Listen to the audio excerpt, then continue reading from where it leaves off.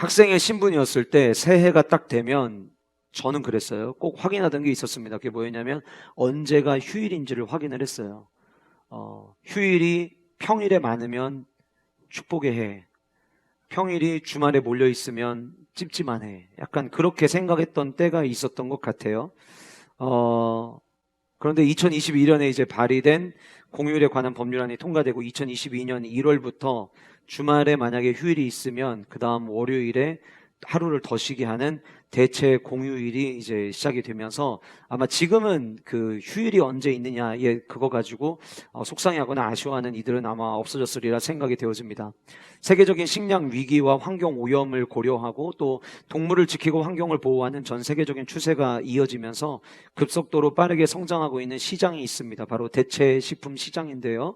갈수록 대체식품 시장이 환경보호가들 그리고 동물복지가들 그리고 보다 더 건강한 삶을 추구하는 사람들에 의해서 인기를 얻기 시작을 하게 되었는데, 이 대체식품은 전통적으로 사용하던 기존 원료를 대신해서 새로운 원료나 제조 방법으로 기존 식품과 비슷한 맛과 식감을 구현하는 식품을 가리켜서 우리는 대체식품이라고 이야기합니다. 여러분들이 직접 사서 드셔보지는 않으셨어도 마트에 장 보러 가셨다가 한 번쯤은 보셨을 이제 대체식품, 가장 대표적인 걸 이야기하라고 하면 콩고기예요. 한 번도 못 보셨어요? 여러분 집에서 다 채소랑 다 길러서 집에서 기른 거 드시는 분들이신가 봐. 보면은 너비아비처럼 생겼는데 원래는 그게 이제 고기를 가지고 만드는 거잖아요. 근데 그러지 아니하고 채소들을 가지고 모양은 고기 같아요. 그리고 맛도 고기 맛이에요. 그런데 알고 보면 그게 콩으로 만든 거죠. 지금은 이제 더 발달해서 비건 함박 스테이크가 나오기 시작을 했습니다. 딱 함박 스테이크 그러면 이제 고기를 다져가지고 뭉쳐가지고 만드는 건데, 이제 그거를 채소로만 뭉쳤는데 색깔도 고기색이고 먹어보면은 그냥 고기 함박 스테이크 같이 느껴지는 비건 함박 스테이크까지 지금은 만들어내기 시작을 했습니다. 제가 문제 하나를 드릴 텐데 사진을 보시고 이것은 무엇일까요? 그쵸? 여러분들은 누가 봐도 이거는 계란입니다. 그런데 이거 이름은 계란이 아니라 알록입니다. 대체식품입니다. 실제로 이 알록을 사람들에게 먹이게 시식을 했는데 100명 중에 99명은 진짜 삶은 달걀로 알았다고 합니다. 진짜 입에 민감한 분들만 이거 계란이 아닌 것 같은데 라고 반응을 하고, 나머지 분들은 전부 다 삶은 계란으로 여겼다라고 합니다. 이 계란은 자세히 보시면 대두, 병아리콩, 녹두, 호박으로 만든 대체식품입니다. 그런데 계란이 가지고 있는 단백질의 그 함량은 그대로 가지고 있으면서 계란이 가지고 있는 콜레스테롤, 지방 이런 거는 또 빼버린, 그래서 계란을 먹고 싶은데 콜레스테롤 때문에 먹지 못하고 지방 때문에 먹지 못하는 분들에게는 굉장히 인기 있는 대체식품이 되었다라고 합니다. 대체 공휴일, 대체 식품, 그리고 객관적이고 과학적인 근거가 부족해서 현대의학에서 다루지 않는 모든 종류의 치료 방법을 포괄하는 개념으로 사용되어지는 대체의학까지, 앞으로 우리 삶이 나아가면 나아갈수록 우리의 삶 가운데 필요한 무엇인가를 대체하는 것들이 앞으로 계속해서 많아지리라 생각이 되어집니다. 한참 대체식품이 학교에 급식을 받는 아이들의 식단 위에 올라가기 시작할 때쯤에 2022년도에 학교의 영양사들이 성명서를 발표했습니다. 성장기에 있는 아이들에게 대체식품이 한 번, 두 번은 먹을 수 있겠지만 이 대체식품으로는 한계가 있고 아이들이 자라나는 아이들에게 유익하지 않을 수 있다라고 하는 이 대체식품에 대해서 우려하는 목소리를 내는 기자회견을 본 적이 있었습니다. 앞으로 갈수록 계속해서 무엇인가를 대체하는 것들이 늘어나게 될 텐데, 저는 오늘 예배를 준비하면서 이런 질문을 던져보았습니다. 이렇게 대체하는 것들이 많아지기 시작하면 신앙생활하는 성도들에게도 무엇인가를 대체할 것들을 찾기 시작을 할 텐데, 신앙생활에 있어서 가장 중요한 기도를 대체할 수 있는 것은 과연 탄생할 것인가라고 하는 질문이었습니다. 그리고 한 주간 동안 깊이 묵상하고 또 한 주간 동안 제가 경험하면서 내린 결론은 아무리 시대가 발달해도 기도를 대체할 수 있는 것은 절대 존재할 수 없을 것이라고 하는 결론이었습니다. 제가 여러분들에게 한 가지 질문을 드릴 텐데요. 한번 잘 생각해 보세요. 여러분은 언제 가장 행복한 신앙생활을 하셨습니까? 이 질문에 몇몇 분들은 지금이요 라고 대답하는 분들도 계실 것이고요. 어떤 분들은 이 질문을 받고 언제지? 라고 생각하시는 분들도 분명히 계실 거예요. 후자의 경우 내가 언제 신앙생활을 행복하게 했지? 라고 질문을 던지시는 분들은 지금 현재 행복한 신앙생활을 하고 있지 않을 가능성이 굉장히 높은 거죠. 그러면 신앙생활을 하면서 성도가 행복한 신앙생활을 하는 것은 당연한 것이고 하나님이 우리에게 주시는 은혜와 축복인데, 행복한 신앙생활을 하지 못하고 있다면 어디에서부터 내 신앙생활에 이 행복이 사라졌는지 우리는 점검해야 되리라 생각을 합니다. 하나님의 살아계심을 경험하고 하나님께서 나와 함께하고 계시다는 사실을 우리가 경험하는 삶을 살아갈 때 결국 우리는 그때가 가장 행복한 신앙생활을 했던 때라고 우리는 떠올리게 됩니다. 아마 여러분들 중에도 그러실 거예요. 맞아, 그때 나 진짜 행복하게 신앙생활 했지 라고 머릿속에 떠올려지는 그때는 작은 일에도 내 곁에 하나님이 계시다는 것을 내가 경험하며 살아갈 때, 그때가 우리의 신앙생활의 가장 행복한 때로 우리는 기억한다라고 하는 거예요. 그럼 다시 질문을 드려볼게요. 그때 여러분들의 신앙생활에 무엇이 있었습니까? 내 행복한 신앙생활, 하나님이 나와 함께하고 계시다는 걸 경험하던 바로 그때, 그 신앙생활을 잘 생각해 보시면 행복한 신앙생활, 하나님이 함께하고 계심을 경험하는 신앙생활을 했던 바로 그때의 그 추억의 장소에는 반드시 기도가 있을 것입니다. 다시 말씀드리면 기도하는 성도가 하나님의 살아계심을 경험할 수 있는 거고, 하나님의 살아계심을 경험하는 성도가 행복한 신앙생활을 할 수 있는 거예요. 다시 뒤집어서 이야기하면 기도하지 않는데 어떻게 하나님의 살아계심을 경험할 수 있겠어요? 기도하지 않고 하나님의 살아계심을 경험할 수 없는데 신앙생활이 어떻게 즐거울 수 있고 어떻게 행복할 수 있겠느냐라고 하는 것입니다. 행복한 신앙생활, 하나님이 내 곁에 함께 하신다는 것, 내 기도에 응답하시는 좋으신 하나님이라고 하는 것을 경험하기 위해서 우리에게 반드시 있어야 되는 것은 기도이고, 그 기도를 대체할 수 있는 것은 없다라고 하는 거예요. 기도는 단순히 내가 원하는 목적을 이루기 위해서만 존재하는 것이 아니라, 기도는 나를 사랑하시는 그 하나님과 교제하는 자리요, 교제하는 시간이요, 나를 향하신 하나님 아버지의 마음을 느낄 수 있는 최고의 자리이기 때문에 기도는 저와 여러분들의 삶 가운데 반드시 필요하다라고 하는 사실을 우리는 늘 기억해야만 합니다. 사도행전을 쓴 저자 누가는 누가복음과 사도행전을 써내려가면서 잊혀질 때 즈음이 되면 계속해서 언급하는 사건들이 있습니다. 무엇이냐면 기도가 있는 현장을 끊임없이 조명하고 있더라라고 하는 거예요. 누가복음 안에서도 기도를 통해서 어떤 역사가 일어나는지, 예수님의 기도가 어떻게 등장하는지, 의사였던 누가, 그야말로 과학적인 모든 시스템을 기반하고 있던 그 의사 누가는 사람의 생각으로 이해되지 않는 그 현장에 늘 기도가 있었고, 기도의 현장에는 하나님의 위대한 역사가 있었다라고 하는 것을 잊혀질만 하면 또 꺼내서 이야기하고, 잊혀질만 하면 또 꺼내서 이야기하고 있더라라고 하는 거예요. 누가복음에서만 그러질 않았습니다. 사도행전이 시작되고 난 이후에 우리가 잘 아는 대로 마가다락방에 모여서 그들은 기도하였고, 그 기도의 현장이 사도행전을 성령행전으로 이끌고 나가는 모습을 우리에게 보여주고 있었다라고 하는 거예요. 지난주에 저와 여러분들은 자연을 다스려 주신 하나님의 일하심으로 마게도냐에 일찍 도착해서 그들이 함께 안식일 강가에서 머무르고 있던 여인들에게 복음을 전하고, 그 중에 루디아 여인을 주님께서 마음의 문을 열어주심으로 말미암아 그 여인에게 복음이 들어가게 하고, 후에는 사도 바울을 비롯한 이 전도팀을 각자의 위치에서 사역하는 이들을 돕는 자로 세우시는 모습을 지난주 말씀을 통해 우리가 함께 살펴보았습니다. 그런데 지난주 우리가 살펴봤던 이 현장, 얼마나 중요한 현장이었어요?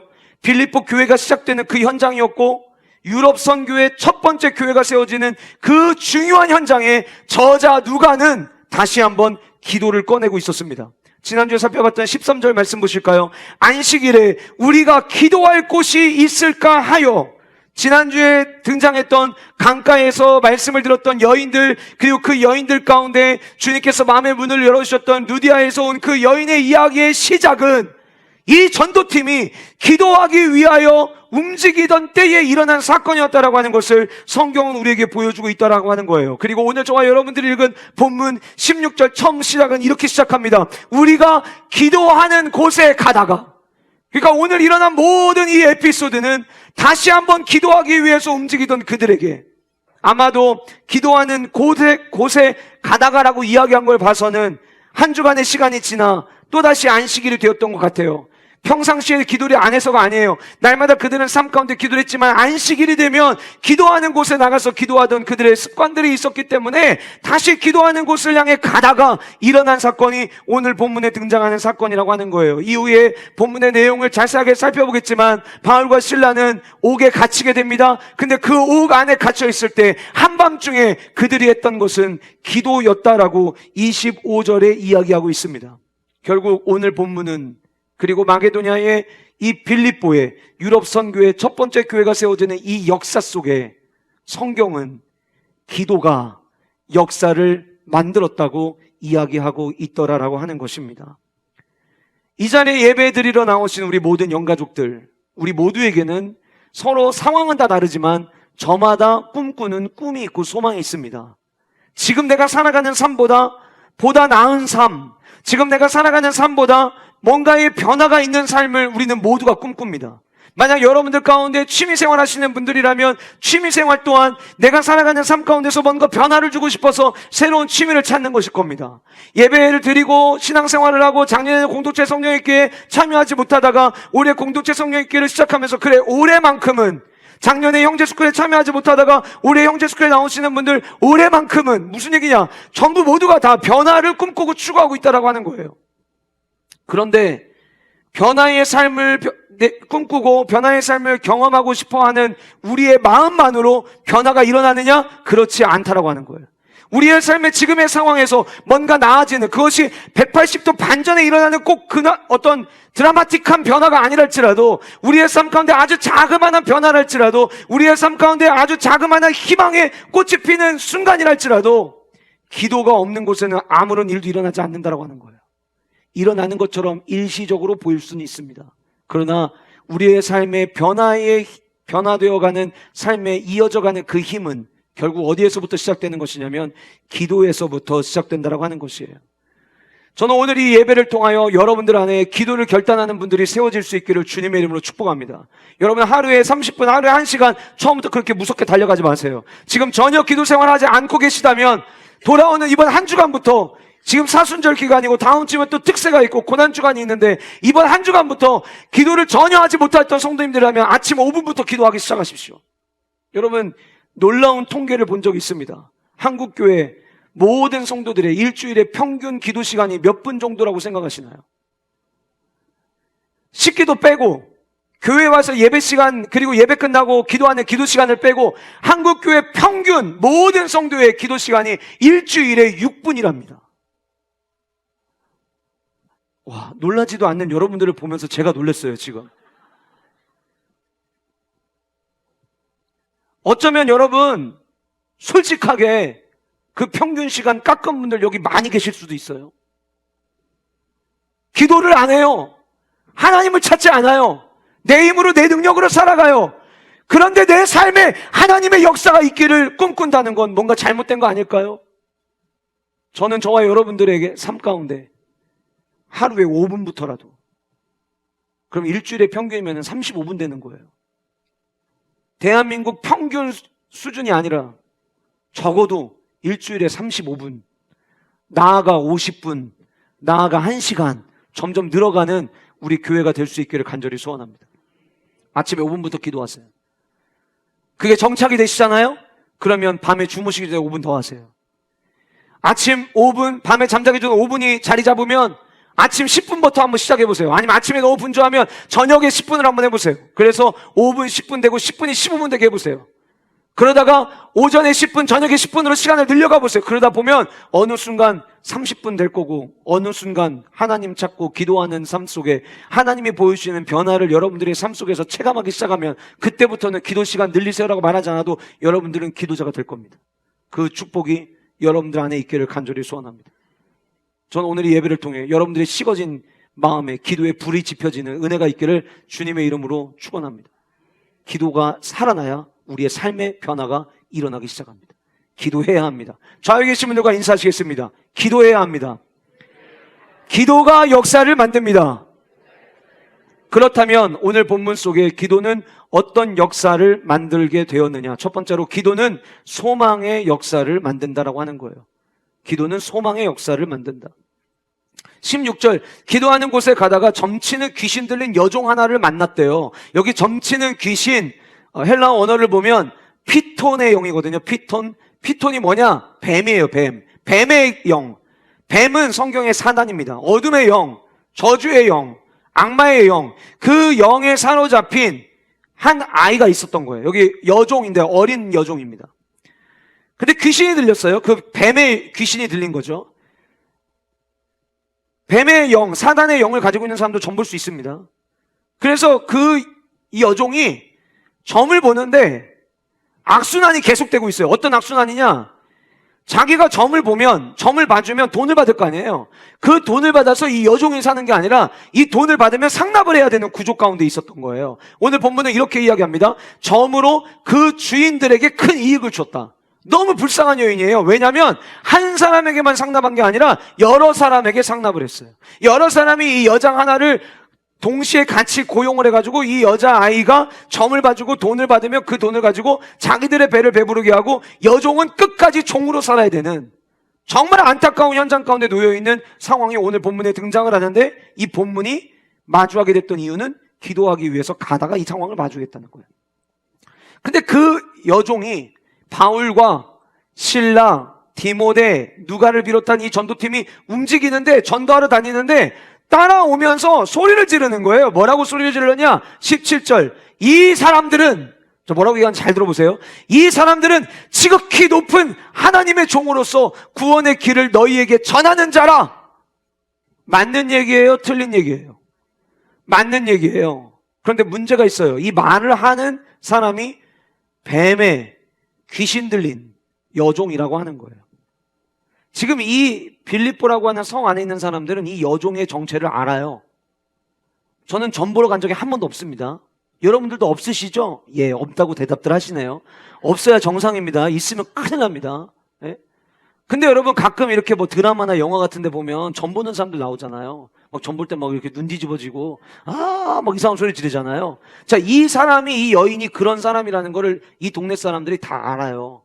근데 갑자기 그 아이가 복음을 전하고 있는 사람들을 쫓아다니면서 말은 맞는 말인데 이 사람들 지극히 높은 하나님의 종입니다. 구원의 길을 전하기 위해서 온 사람들입니다. 라고 얘기하면 그 말을 듣는 빌립보 지역에 있는 사람들이 이 말이 그대로 들릴까요? 그대로 안 들릴까요? 혹 그대로 들린다 하더라도 귀신이 하는 얘기로 들리는 거예요. 진짜 팩트를 얘기하고 있는 건 맞는데 전도하는 전도팀에게는 이게 방해가 되는 거예요. 그래서 18절에 이같이 여러 날을 하는지라, 이게 하루 이틀이 아니었어요. 여러 날을 따라다니면서 뒤에서 계속 이렇게 떠드는 거예요. 그래서 하루는 바울이 이것 때문에 너무 괴로워하다가 계속 가고 있는데 뒤에 따라오면서 계속 막 이러니까 가다가 가던 길을 돌이켜서 외친 거예요. 귀신에게 이르되 예수 그리스도의 이름으로 내가 네게 명하노니 그에게서 나오라 말하니까 귀신이 어떻게 됐대요? 즉시 나오니라의 밑줄 치세요. 나오니라의 밑줄 치세요. 귀신이 즉시 나왔어요. 즉시.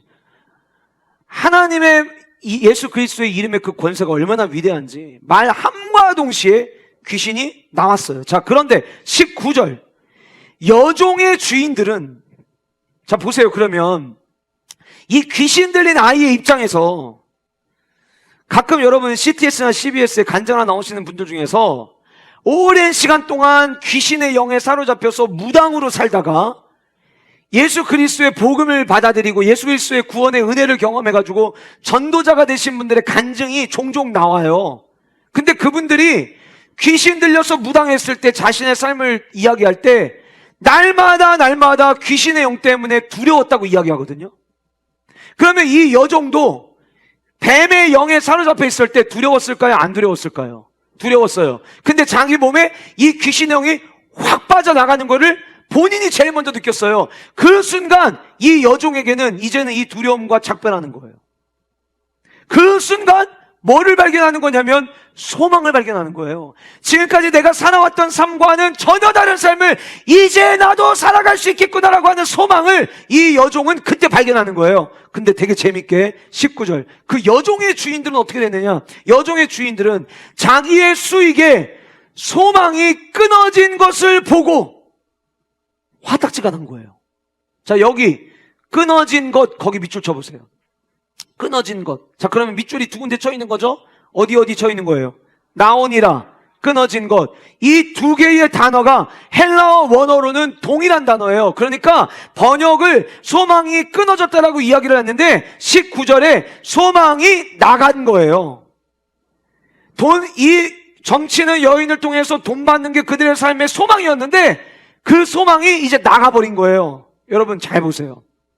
기도는 뭐냐면요, 기도는 소망 없이 살아가는 자들에게 진짜 소망을 심어주는 게 기도고요. 두 번째, 기도는 헛된 것에 소망을 두고 살아가던 삶을 정리하게 하는 게 기도예요. 아멘이십니까? 여러분, 우리 모두는 오직 예수 그리스도 안에서만 소망을 발견해야 되는 하나님의 백성인 줄 믿으시기 바랍니다. 그런데 기도 생활을 안 하잖아요. 그러면 세상 사람들이 소망을 두는 거에 나도 모르게 소망을 두며 살아갈 때가 있어요. 기도 안 하면. 기도는 뭐냐? 기도는 위에 계신 하나님을 보는 거예요. 하나님을 계속 보잖아요. 그러면 어느 순간부터 내가 그동안 소망으로 여겼던 것들이 아무것도 아닌 것이구나라고 하는 것을 깨닫기 시작해요.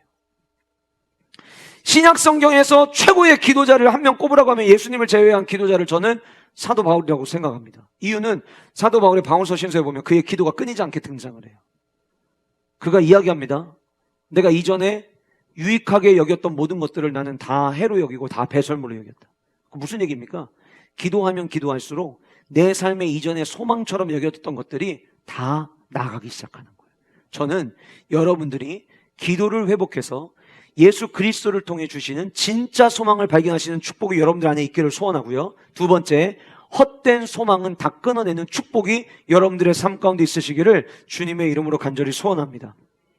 제가 오늘 말씀을 준비하면서 성경에 많은 기도자들이 등장을 하는데 그 기도자들 가운데 한 사람이 생각이 났습니다. 사사시대 마지막 사사이자 동시에 선지자였던 사무엘이었습니다. 그 사무엘이 어떻게 탄생하게 된지 우리는 너무나도 잘 알게 되죠. 아이가 없어서 분이나와 매일마다 다툰 것 때문에 괴로워하던 한나가 하나님 앞에 괴로운 마음을 가지고 기도합니다. 사무엘장 1장 10절에 이렇게 기록되어 있습니다. 한나가 마음이 괴로워서 소망이 없어서 그래서 여호와께 기도했어요. 그 다음 기도하고 통곡했다. 무슨 얘기냐면 이게 분이나와의 이 갈등이 처음에는 그냥 이렇게 됐다가 나중에는 이게 너무 분노와 우리가 흔히 이야기하는 화병이 생긴 거예요. 그래가지고 하나님 앞에 기도하러 나가가지고 기도를 하는데 기도를 시작을 했는데 어느 순간 너무 마음이 답답하니까 오열하고 통곡까지 하기 시작을 했어요. 그런데 여러분, 매번 한나의 기도를 자주 보고 너무 잘 알고 또 여러분들과 한나의 기도에 대해서 기도에 대한 설교할 때마다 어쩜 빼놓지 않고 했던 그 본문에 제게 이번 주 새롭게 보였던 단어가 있었어요. 11절을 같이 함께 화면 보시면서 읽어보도록 하겠습니다. 시작. 서원하여 이르되 만군의 여호와여 만일 주의 여종의 고통을 돌보시고 나를 기억하사 주의 여종을 잊지 아니하시고 주의 여종에게 아들을 주시면 내가 그의 평생의 그를 여호와께 드리고 삭도를 그의 머리에 대지 아니하겠나이다. 제 성경에 서원하여 이거였어요. 서원하여. 누가 서원할 수 있는 줄 아세요? 소망이 생겼을 때 서원할 수 있는 거예요. 자, 지금 한나는 아직 아이가 없어요. 없는데 기도하러 나와서 기도하고 하나님 앞에 내 마음을 다 쏟아놓으며 통곡을 하다 보니까 갑자기 소망이 생기는 거예요. 하나님이라면 답을 주실 수 있겠다. 그래서 그때 갑자기 그 커진 소망을 가지고 하나님 앞에 아직 생기지도 않은 아들을 가지고 서원을 하기 시작했어요. 제가 이 말씀을 보면서 기도는 우리에게 소망을 주는구나. 우리는 받아들이기 힘든 상황, 고통의 순간, 그럼 하나님 앞에 나와 기도합니다. 하나님 아버지, 주님을 찾습니다. 예수님도 주기도문을 통해 우리에게 너희는 이렇게 기도하라고 가르쳐 주시면서 하늘에 계신 우리 아버지를 찾음으로 기도를 시작하라고 말씀하십니다. 우리 죄인인 우리가, 하나님과 단절됐던 우리가 하나님을 아버지라고 부를 수 있는 것은 하나님과 영적으로 가족이 됐다는 의미인데, 하나님과 영적인 가족이 된 우리가 하나님을 아버지라고 부를 수 있다는 이 자체가 사실상 저와 여러분들에게는 소망이 된다라고 하는 거예요. 지난 금요일 저녁에 함께 말씀을 나누고 기도할 때 저도 하나님을 간절히 찾을 수밖에 없는 상황이다 보니까 같이 기도 시작하면서 저도 무릎 꿇고 하나님을 찾기 시작했습니다. 기도 시작하면서 제가 제일 먼저 했던 거는 어떤 기도 제목을 하나님 앞에 올리는 게 아니라 그냥 부르짖어서 하나님 아버지를 찾는 것이었어요. 힘겹고 무거운 마음을 가지고 주님 앞에 무릎 꿇고 엎드려 하나님 아버지를 절규하듯 찾는 그때부터 하나님은 소망의 빛을 부어 넣어주시기 시작을 하시더라고요. 사랑하는 성도 여러분, 우리의 삶이 절망 중에 있어도 내 기도가 끊이지 않으면 소망의 문은 계속해서 열리는 줄 믿으시기를 바랍니다. 가끔은 우리는 길이 안 보인다고 길이 없다고 이야기할 때가 있어요. 내 상황을 마주하면서 내가 돌파할 수 있는, 이 상황을 개선할 수 있는 길이 내 앞에 하나도 없다고 생각할 때가 있어요. 그런데 사랑하는 여러분, 잘 기억하세요. 길이 없는 게 아니라 기도를 안 해서 길을 못 보고 있는 겁니다. 기도를 하면 하나님이 우리에게 보여주실 길이 보이기 시작합니다. 그런데 기도를 멈추면 길이 안 보여요. 그러니까 길이 없다고 우리는 좌절하고 절망하게 되는 것이죠. 복음주의 신학자였던 J.I. 패커가 하나님을 아는 지식이라고 하는 최고의 책에서 이런 이야기를 했습니다. 같이 한번 보실까요? 하나님이 아버지라는 사실을 얼마나 이해하느냐를 보면 그 사람이 기독교를 얼마나 잘 이해하고 있는지를 가늠할 수 있다. 예수님은 우리에게 하늘에 계신 우리 아버지여로 기도하라고 했어요. 결국 하늘에 계신 그 아버지, 내가 그 기도의 자리에서 그 하나님 아버지를 얼마나 이해하고 있느냐, 그 하늘 아버지를 내가 잘 이해해서 내가 계속 기도하고 있느냐, 결국 그 하나님 아버지를 얼마나 이해하고 있느냐를 보면 그 사람이 기독교를, 그 사람이 하나님을, 그 사람이 응답하시는 하나님을 얼마나 잘 이해하고 있는지를 가늠할 수 있다. 여러분은 기독교를 잘 알고 계십니까? 여러분은 하나님 아버지를 잘 알고 계십니까? 하나님 아버지를 만나고 하나님을 부르짖고 하나님 아버지를 찾지 않으면 우리는 그분을 다 알 수가 없습니다. 사랑하는 성도 여러분, 시편 50편 15절에 성경은 이렇게 이야기합니다. 환난 날에 나를 부르라. 내가 너를 건지리니 네가 나를 영화롭게 하리라. 여러분, 이 말씀에 환난 날, 어둠의 날, 깜깜한 날, 괴로운 날, 말도 안 되는 상황을 마주한 바로 그 순간, 무섭고 두려웠고 떨리는 순간, 그 날에 하나님은 이 시편의 말씀을 통해 우리에게 이렇게 이야기하십니다. 환난 날에 나를 불러라. 환난 날이니 그러면 기도해라. 그 다음에 내가 나를 영화롭게 하려. 이 영화롭게 한다는 이 단어가 무슨 얘기냐면 네 상황 가운데 반전이 일어난 그 일로 인해서 네가 나에게 영광 돌리게 될 것이다, 그 얘기예요. 지금 내가 마주하고 있는 일이 있어요. 무서운 일이에요. 두려운 일이에요. 진짜 이렇게 되면 어떡하지라고 염려하는 일들이 우리 안에 몰려올 수 있어요. 근데 하나님 말씀하십니다. 그 환난의 때에 괜찮아, 나를 불러. 그러면 그 일을 내가 반전되게 해서 그 일로 인해서 네가 나를 영광 돌리는 그 자리에 내가 앉게 해줄게. 이 말씀의 주인공들 다 되시기를 주님의 이름으로 축복합니다. 시편 126편 5절과 6절 우리가 잘 아는 말씀입니다. 같이 우리 한 목소리로 함께 읽도록 하겠습니다. 시작. 눈물을 흘리며 씨를 뿌리는 자는 기쁨으로 거두리로다. 울며 씨를 뿌리러 나가는 자는 반드시 기쁨으로 그 곡식단을 가지고 돌아오리라. 눈물을 흘려요. 괴롭다는 거예요. 힘들다는 거예요. 그런데 눈물을 흘리며 씨를 뿌리는 자는 소망을 가질 수 있어요. 어떤 소망이에요? 돌아올 때는 기쁨으로 단을 거두고 돌아올 거라는 그 소망이에요. 기도할 때 소망이 있습니다. 여러분, 살아갈 힘이 없다고, 어떻게 살지 막막하다고 계속 한탄만 하지 마시고 그 한탄의 시간을 기도의 시간으로 바꾸시는 우리 모든 영가족들 되시기를 주님의 이름으로 축복합니다. 좌우에 계신 분들과 인사하시겠습니다. 기도할 때 소망의 역사가 일어납니다. 두 번째로, 기도는 찬미의 역사를 만든다라고 하는 거예요. 찬미의 역사. 오늘 본문 내용에 보면 찬송이라고 이야기를 하고 있는데, 저는 찬송이라는 단어보다 원래 이전의 성경이 가지고 있었던 찬미라는 단어를 그냥 그대로 쓰고 싶어요. 이유는 이제 설명을 드릴게요.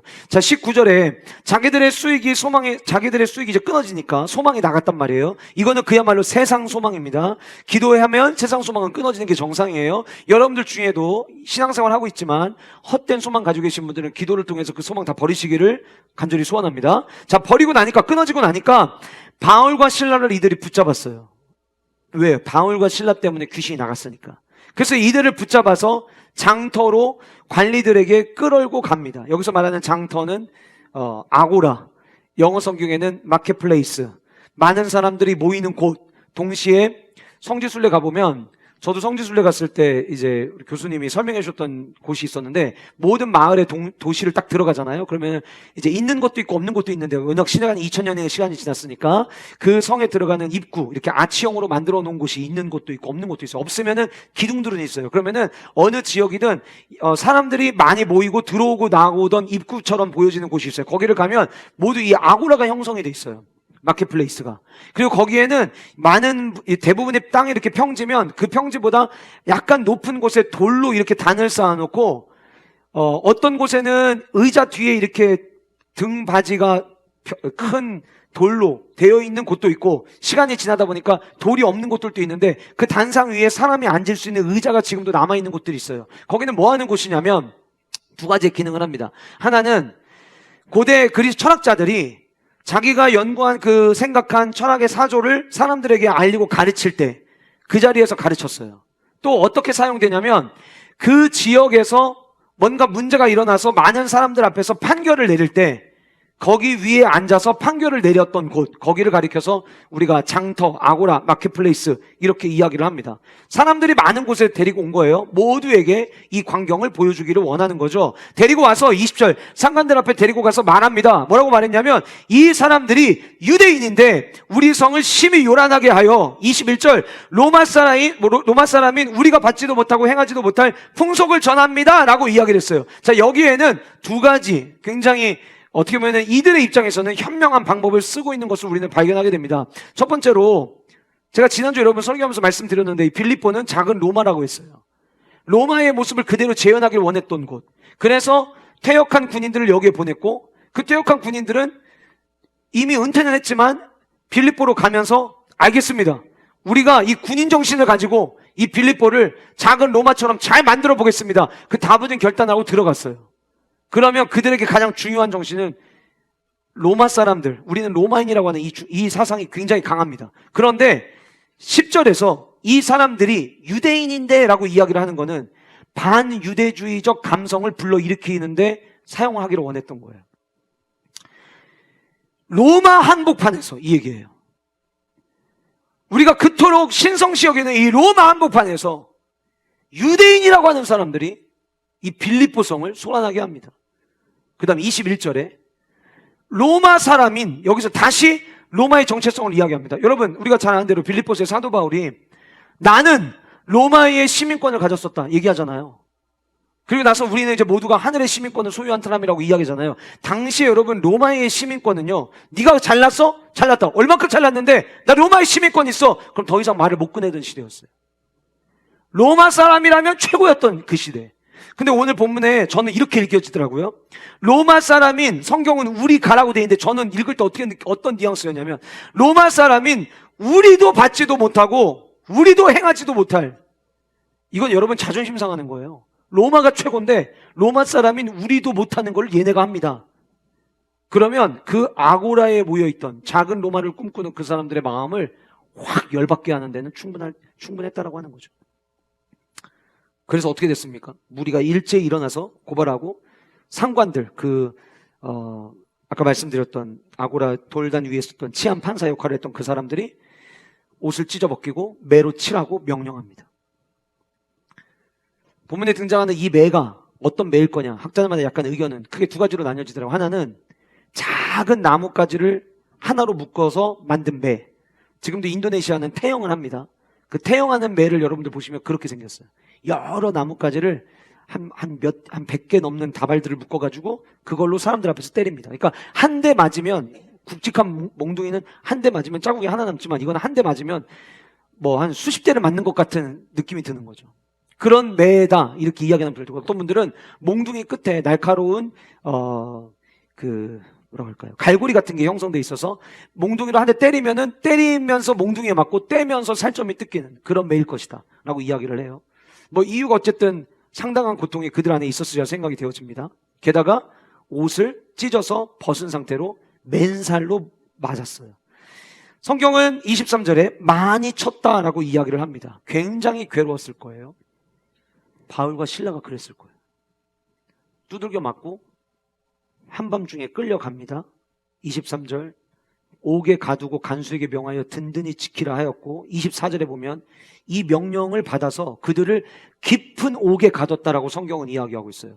송태근 목사님이 쓰신 쾌도남마 사도행전이라는 책 세 번째 책을 보면 그 책에 당시에는 세 가지 종류의 옥이 있었다라고 이야기하더라고요. 그냥 뭐 이렇게 뭐 하나 훔치거나 이런 잡범들을 가두는 옥의 이름이 코모리어였다라고 하고요. 그거보다 조금 더 사람을 죽이거나 이런 사람들이 들어가는 감옥을 인테리어라고 불렀다고 하고, 그 다음에 정치적 사범, 반역을 일으켰던 사람들, 세상에 나가면 또 반란을 일으킬 것 같은 사람들을 지하에 굴을 파가지고 그 안에다 넣고 그 굴의 이름이 플리아놈이었는데, 오늘 본문에 등장하는 바울과 실라는 그 플리아놈에 갇힌 거예요. 거기는 지하예요. 빛도 없어요. 깜깜해요. 그 깊은 옥에 가두고 발을 착고에 든든히 채웠다. 성경은 이야기하는데, 화면 보시면 착고는 바로 이런 겁니다. 두 다리를 나무의 사이에다 넣어가지고 못 빠지게 하는 거죠. 자, 그럼 보세요, 여러분. 이미 온몸을 두들겨 맞아서 가만히 놔둬도 잠을 제대로 못 잤는데 두 발을 이렇게 고정을 시켜놓으면 아파서 이리 뒤척 저리 뒤척 하고 싶은데 가능하겠어요? 안 되겠어요? 뭐 여러분들 중에 저쪽으로 이렇게 누워서 세로로 세우고 자면 되지 않을까? 거기까지 생각하신다면 진짜 신박하신 겁니다. 힘들어요. 그거 안 되는 거예요. 그렇게 고통스럽게 있는 바로 그때, 시간은 이렇게 이야기합니다. 성경이 이렇게 이야기합니다. 한밤중에. 본문에 등장하는 한밤중에는 과연 어떤 시간일까요? 더 이상 소망이 없다고 생각하는 바로 그 시간. 죽었고 끝났다라고 생각하는 바로 그 시간. 사업을 하다가 부도를 맞아서 이제 이거 지금 메꾸지 않으면 우리 집 이대로 무너지는구나라고 생각하는 바로 그 시간. 자녀들에게 큰 문제가 생겨서 하나님을 찾지 않으면 안 되는, 절규하지 않으면 안 되는 바로 그 시간. 그게 오늘 본문에 등장하는 한밤중입니다. 근데 그 한밤중에 바울과 실라가 두들겨 맞아서 정신을 놓고 있던 그들이 그때 정신을 차립니다. 그리고 그들이 한 것은 기도였습니다. 기도는 하나님에 대한 절대적 의지의 표시입니다. 바울과 실라는 한밤중 그 고난 중에서 하나님께 온 마음을 두고 하나님을 바라보는 것을 선택한 것이에요. 제가 기도와 관련된 책을 읽다가 너무 기가 막힌 글이 있어서 이건 우리 영가족들과 나눠야겠다 적어온 한 문장이 있습니다. 바울과 실라는 상황보다 뛰어난 절대를 알고 있었고, 그들은 상황보다 뛰어난 영계를 알고 있었다. 무슨 얘기입니까? 그들은 한밤중이에요. 그런데 그들이 왜 기도했냐면, 그들은 이 한밤중 갇혀있는 이 상황보다 뛰어난 절대자 하나님을 그들은 알고 있었고, 한밤중 깜깜한 그 감옥, 착고를 채워놓고 있는 그 상황보다, 눈앞에 펼쳐진 이 상황보다 뛰어나신 하나님의 영적 세계가 있다고 하는 것을 그들은 알고 있었기에 그들은 한밤중에 기도를 시작할 수 있었다라고 하는 거예요. 사랑하는 성도 여러분, 한밤중의 시간을 지난 한 주간 동안 보내다 오신 분들이 계실 수도 있습니다. 그때 우리가 해야 되는 건 기도입니다. 하나님을 절대적으로 의지하는 것. 그때 하나님의 역사가 시작되는 거예요.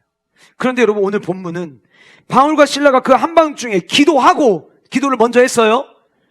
그리고 난 다음에 하나님을 찬송했다라고 이야기하는, 이 찬미했다라고 하는 표현이 나옵니다. 여러분, 성경에 찬송, 찬양을 세 가지의 단어로 분리해서 설명을 해요. 하나는 시가 찬송이에요. 시와 찬미와 세 번째 신령한 노래들. 이게 똑같은 단어 같지만 찬송이라고 하는 거를 서로 다른 의미로 나누는 거예요. 찬송을 시와 찬미와 신령한 노래로 이야기를 하는데, 오늘 본문에 등장하는 이 단어 찬송이라는 단어를 제가 그대로 쓰지 아니하고 찬미라는 단어를 쓴 이유는, 오늘 본문에 등장하는 기도 후 찬미, 이 패턴이 신약 성경에 등장하는 곳이 있기 때문이에요. 어디냐면 마태복음 26장입니다. 한번 화면을 보실까요? 마태복음 26장 26절인데 제가 읽을게요. 그들이 먹을 때 예수께서 떡을 가지사 축복하시고 떡을 떼어서 제자들에게 주시면서 말씀하십니다. 받아서 먹으라. 이것은 내 몸이라. 어떤 상황인지 그림을 그리시죠. 마지막 최후의 만찬. 예수님 이제 십자가의 처형을 당하시기 전에 제자들과 함께 떡을 떼면서 식사하시던 바로 그때였어요. 괴로움의 시간입니다. 이제 주님에게는 고통을 받아야 되는 밤이 오고 있는 거예요. 근데 그때 잔을 가지사 주님이 하셨던 기도는 감사 기도였다고 성경은 이야기하고 있어요. 감사 기도 하시고 그들에게 주시며 이르시되 너희가 다 이것을 마시라. 이것은 죄 사함을 얻게 하려고 많은 사람을 위하여 흘리는 바 나의 피 곧 언약의 피니라. 그러나 너희에게 이르노니 내가 포도나무에서 난 것을 이제부터 내 아버지의 나라에서 새 것으로 너희와 함께 마시는 날까지 마시지 아니하리라 하시니라. 그리고 30절 이에 그들이 찬미하고 감람산으로 나아가니라. 성경이 이렇게 이야기하고 있어요. 이 똑같은 패턴이 지금 오늘 본문에 등장하는 거예요. 그래서 저는 어떤 생각이냐면, 지금 이 한밤중에 바울과 실라가 했던 기도는 감사 기도였을 것이다. 신세 한탄 기도가 아니라 감사 기도였을 것이다. 그럼 그 상황에서 무슨 감사 기도를 한단 말입니까? 바울서신서를 잘 보시면 사도 바울은 기도를 굉장히 많이 강조했어요. 항상 그는 기도를 이야기해요. 그리고 에베소 교회에 편지 쓸 때도 기도, 골로새서에서 기도, 쉬지 말고 기도하라, 범사에 감사하라, 쉬지 말고 기도하라. 항상 우리한테 기도하라고 이야기하고 있어요. 그 기도자였어요, 그는. 그래서 그가 그러면 기도했다, 감사 기도했다. 어떤 감사였을까? 죽은 줄 알았는데 눈이 떠지네요. 죽은 줄 알았는데 신라도 옆에 있네요. 보니까 우리만 있는 감옥이 아니라 전도할 수 있는 사람들이 있는 감옥이네요. 우리만 있는 줄 알았는데 우리를 지키는 간수도 있네요. 와우, 전도할 사람이 왜 이렇게 많아요? 생명을 연장시켜 주신 주님. 여러분, 제가 억지 부리는 게 아니라 사도 바울이 자신의 삶 가운데 받았던 고통을 언급하는 것들을 보면은요, 그 고통 받고 난 이후에 하나님이 주신 은혜, 그 고통도 연약함도 강함이다라는 거를 늘 얘기하는 사도 바울이에요. 그러니까 그 사도 바울은 아마 정신이 차려졌을 때 그때 감사기도 했을 거예요. 그런데 보세요, 예수님이 이제 모든 인류의 죄를 짊어지고 가기 위해서 십자가를 져야 되는 그 상황, 근데 주님은 감사기도를 하셨어요. 감사기도하고 제자들과 함께 그들이 찬미하며 이제 그 마지막 십자가의 처형이 있는 곳을 향해서 출발합니다. 자, 그러면 성경이 언급하고 있는 이 찬미라고 하는 단어는 그냥 노래가 아니에요. 자, 이제 십자가에서 죽기 위해서 출발할 거야. 출발! 그러면서 룰루랄라 간찬 노래가 아니에요. 이 찬미는 그야말로 결연한 노래예요. 이 찬미는 엄청난 다짐을 하는 노래인 거예요. 어떤 노래냐? 본문에 등장하는 찬미는 영적인 헌신을 다짐하는 노래를 가리켜서 찬미라고 부른다라고 하는 거예요. 자, 그럼 제가 여러분들에게 오늘 말씀의 두 번째, 기도는 찬미의 역사를 만든다라고 이야기를 했는데, 부연 설명이니까 잘 메모하세요. 제가 말씀드리는 찬미의 역사는 어떤 역사인 줄 아세요? 헌신을 다짐하고 헌신을 결단하는 역사인 거예요. 자, 지금부터 이제 여러분들의 신앙의 모습을 잘 점검해 보시기 바랍니다. 언제 나의 헌신이 가장 뜨거웠는가를 보시면 그 자리에 기도가 있습니다. 기도하면 해야 될 일이 자꾸 생각납니다. 기도하면 하나님을 기쁘시게 하기 위해서 내가 해야 될 것들이 무엇인지 생각납니다. 반대로 기도하지 않으면 헌신을 다짐하는 것 불가능합니다. 사랑하는 성도 여러분, 지금 담임 목사가 이렇게 이야기하는 거는 오늘 이 말씀을 듣고 나를 헌신의 자리로 끌고 오기 위해서 이런 의도를 가지고 설교하는 거겠지라는 생각한다면 여러분들은 정말 기도를 놓치고 있어도 한참 놓친 것이고 하나님의 말씀을 내 뜻대로 받는 수준에 내려와 있는 거예요. 그럼 회개하셔야 되는 거예요. 저는 그럴 의도가 하나도 없습니다. 제가 솔직하게 말씀드릴까요? 우리 지금 올해 평신도 사역위원회 조직했습니다. 사역위원회마다 10명 넘는 분들이 평신도 사역으로 일주일에 1시간 앞으로 나는 교회를 위해서 헌신하겠다라고 결단하신 분들이 지금 굉장히 많이 계십니다. 오늘 또 예배 끝나고 사역위원회 모이는 팀이 있는 걸로 알고 있고 지난주에도 평신도 사역위원회가 저와 상관없이 자기들끼리 연락하셔서 여러분들끼리 모이셔서 우리 사역위원회는 앞으로 교회를 세우기 위해서 어떻게 사역합시다 매뉴얼을 만들기 시작한 사역위원회가 있다는 이야기를 제가 들었습니다. 사역위원회에 뛰어드신 분들만 평신도 사역해도 아무 문제 없습니다. 자, 보세요, 여러분. 그러면 평신도 사역하는 사람들이 많으니까 나는 사역 안 해도 되는 거예요? 아니요. 기도하면 보이지 않는 일을 하나님은 또 생각나게 하실 거예요. 기도하면 하나님의 몸을 세워가는 일에 하나님이 왜 나를 부르셨는지 여러분들에게 깨닫게 하시는 역사들이 저는 있다고 생각합니다. 내가 지금 헌신을 멈춘 이유는 기도가 멈췄기 때문이라고 하는 거예요.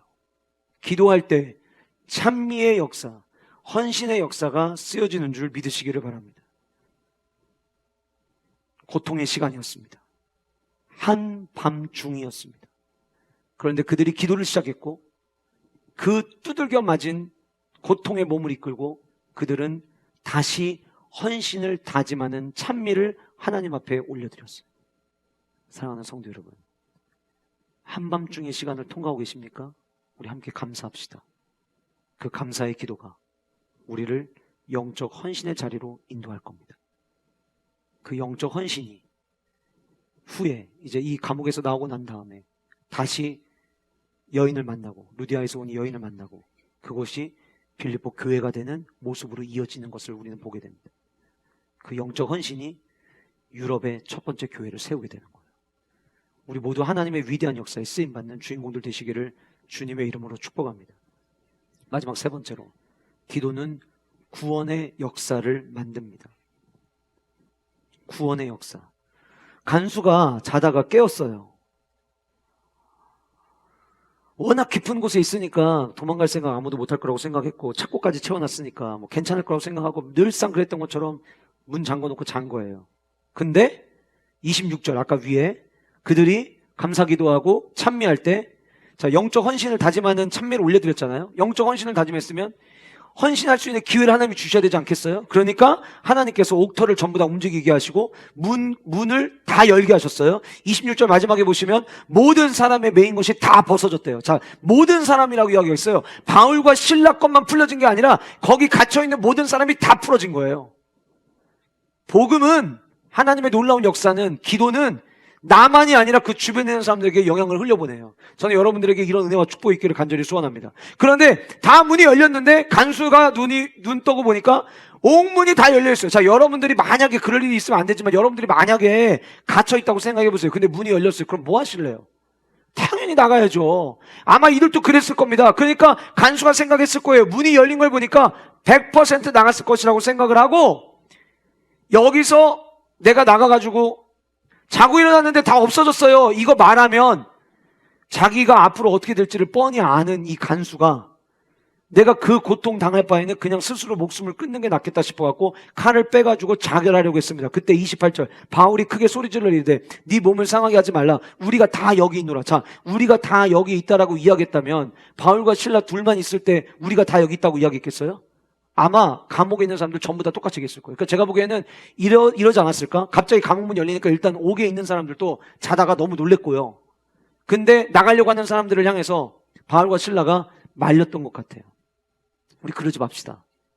자기도 거기 그대로 있고. 그러니까 바울과 실라도 안 나가고 거기 있었던 거예요. 그래서 얘기합니다. 우리가 다 여기 있다. 그랬더니 간수가 등불을 달라고 하면서 확인을 하기 위해서, 소리는 나는데 확인을 해야 되니까 그 안으로 뛰어 들어갔어요. 뛰어 들어가서 무서워 떨며 바울과 실라 앞에 엎드리고 왜 엎드렸을까? 저희 말씀 묵상하다 보니까 아까 귀신 들린 여종이 했던 그 이야기를 하루 이틀 얘기한 게 아니라 여러 날 얘기했잖아요. 그 얘기를 분명히 이 간수도 들었을 것 같아요.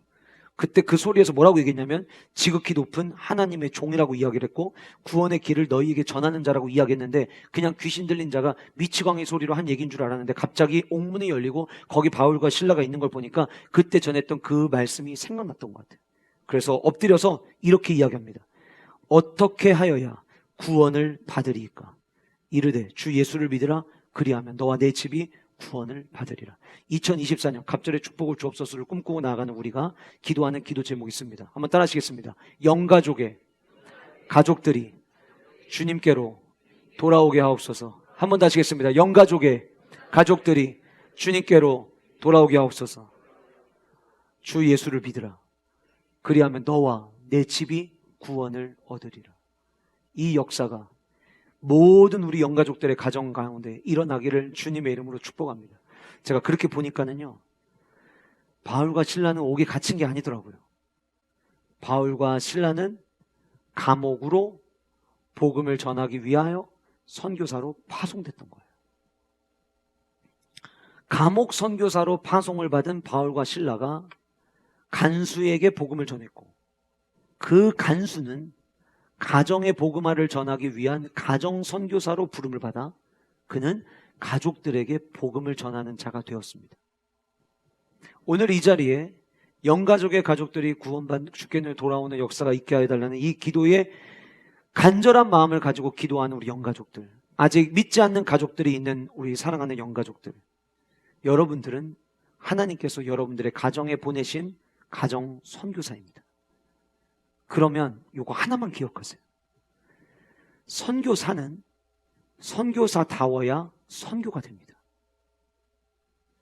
선교사가 선교사답지 않거나 선교사가 하나님을 온전히 신뢰하지 않거나 선교사가 복음을 완전히 내 것으로 아멘하지 않으면 절대 선교 역사는 일어나지 않습니다.